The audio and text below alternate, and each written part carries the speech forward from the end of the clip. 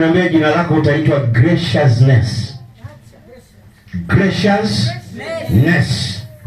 Ndio jina lako. Karibu. Graciousness.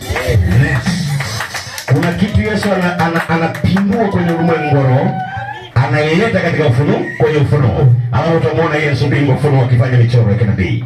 Anaambia jina lake ni Graciousness. Menelewa zuri. Na hiyo itaenda sambamba na wewe kunyonyesha na kupakata mtoto na kila kitu. Menelewa na maisha mema na mazuri.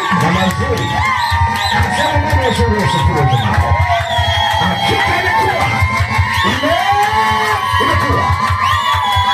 Ni Yesu. Mwamba zana zote vile uzamako.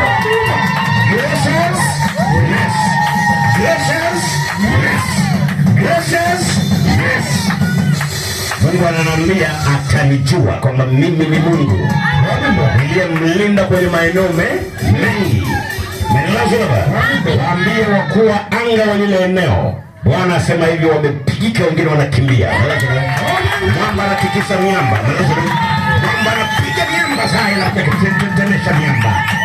Inaona mdada mmoja, inaona mchawi mmoja kwenye ukanda, inaona ni kama vile Yesu kampiga kiasi ambacho miguu ifanyika, anatembea na sota. Kuna mtu utamuona yani anapigwa kitu kimoja kizito. Umeelewa? Ataenda hospitalini, dawa hakuna. Umeelewa? Hakuna tiba itakao mwisho sema atakuwa maisha yake yote kutembea kwa kusota kwa sababu hana adabu. Umeelewa?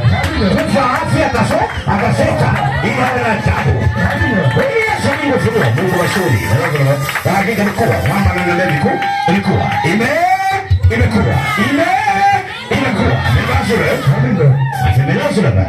Menelewa kabisa. Mwamba wa shule namba Graciousness itaanza kujifunua kwake katika ufunuo. Umeelewa baba? Mungu ni yao mkozi. Mungu mkuu, Mungu asiyebadilika. Mungu anayebaki salama. Menelewa shule baba. Wataelewa. Maisha yako ni ya kiwango sana. Sasa naona baadaye uko na gari na nini, familia na maisha. Imekuwa. Imekuwa. Sasa tukuze mambo ya shule Yesu. Tukuze Mungu wa shule. Mungu wa shule. Melazara. Huyu ni nani? Yesu. Huyu ni nani? Yesu. Mchunguzi. Melazara. Mchunguzi. Asiyebadilika. Melazara. Huwa anabaki salama mbele za Bwana. Barabara nzuri. Watemelewa sura.